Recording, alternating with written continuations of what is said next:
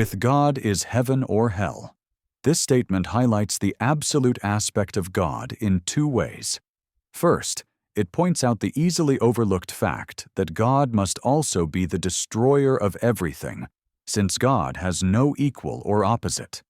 Then it describes the opposing perspectives of this event as being the worst-case scenario or the best thing to ever happen. There is no need to imagine the Creator is a supernatural being in order to see the advantages worshiping God has over disbelief or willful ignorance. All you have to do is consider what God is the destroyer of all includes and implies. The only way to cease to exist as an individual is to return to God in the most literal sense possible. This can't be remotely up for debate, because that is the only way everything must cease to exist. We don't have to know how it happens to know what happens. What begins must end. And the final destination for all is back to the origin. Immaterial awareness. Because it is possible to find room to doubt everything, including what we witness, it is impossible to speak with absolute certainty about any experience after we die. We should be confident that we will be aware of our last instance of individual existence, because our soul, or whatever else you want to call, the source of our self-interest and self-awareness, is not composed of matter. We know our souls can't be material because a defining characteristic of matter is inertia. That means matter doesn't start or end any movement or action. Besides, we are able to map genes and split atoms, but haven't found any material that motivates action. Understanding this eliminates the notion that our soul is a part of the subconscious mind. They can be easily confused with each other because our minds are the bridge between body and soul.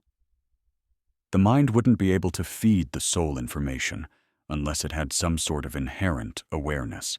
Death breaks the bond, but doesn't change the identity of anything. The matter returns to its inert state as it decays or gets consumed. Our inability to see what the soul does next shouldn't be an excuse to expect something contrary to what we know.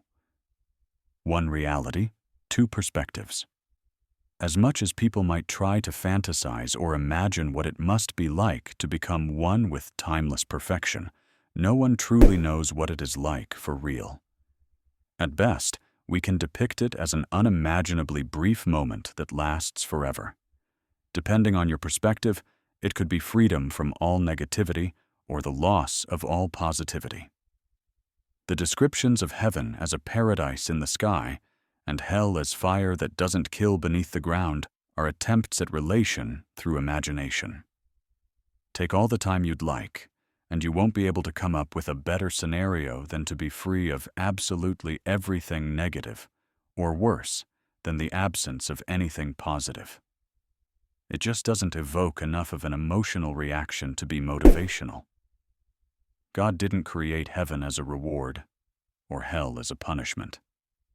They come from the biased perspectives of an absolute reality based on each person's values.